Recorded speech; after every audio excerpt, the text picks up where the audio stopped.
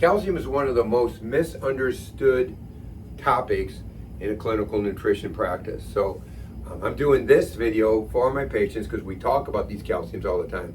So I'm just trying to lay it out so it's easy for them. But I'm going to post it on YouTube so anybody can see it that has interest in calcium. So we've been talking a lot about calcium lately. We talk a lot about it every day. The good thing is we can get bone density tests now. Insurance companies like to deny testing, and so they aren't really interested in your health. So we can get bone density tests for $15 now. So that's amazing. That's, it's so cheap that we can just say goodbye to the insurance company. We're going to do what we need to do according to the patient's needs, which is what we do anyway. So here's some calciums I put on the bone. First board here. Calcium carbonate is limestone. It's rock. Very hard to digest. So if your stomach, let's draw a stomach, 1.5 to 2.0 pH, almost, acidic, very acidic.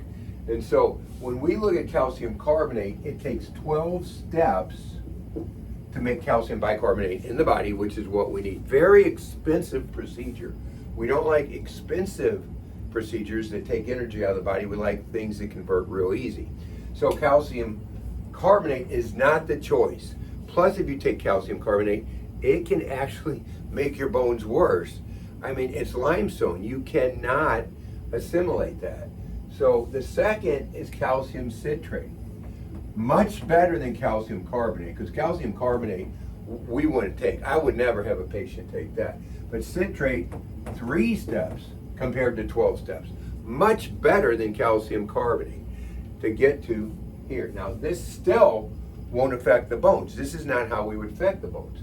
The next one, very ionizable, very soft calcium, cannot cause kidney stones, not a dairy product, by the way.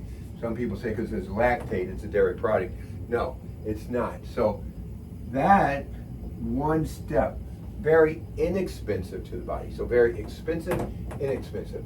One simple step to get to calcium bicarbonate so the body can use that calcium. Now the good thing about calcium lactate, how it's formulated, if it's just calcium lactate, the pH is about 7. But they add magnesium to it, again, whole food product, and that's going to lower it, I think it's to 5.8. So it's somewhat acidic. So if it's somewhat acidic, this is very easily digested and then assimilated. An alkaline digestive tract cannot, if you had a digestive tract and your pH is 5, cannot digest and you cannot assimilate not only calcium, but your nutrients. So calcium phosphate, this is going to be bone calcium. This is bone calcium. So it has bone in it. It has bovine bone in it. So if we want to build up bone, we need this. This will not change to this. But the body can pull out calcium phosphate out of the bone to use. So we don't want the body continuing pulling calcium from the bone. So in the osteopenia, osteoporosis patient, we have this so we can have that in the bloodstream, that to supply the bone. And they like to say, well, you can't rebuild bone. Yeah, you can if you give it bone. Give somebody bone, and there's other things we can give to build bone. So that's how that works.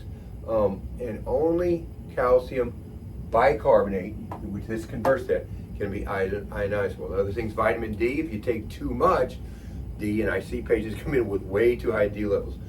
The calcium follows the D, that goes into the bloodstream, and then it's too much calcium in the bloodstream and can create plaquing. So this one builds bone.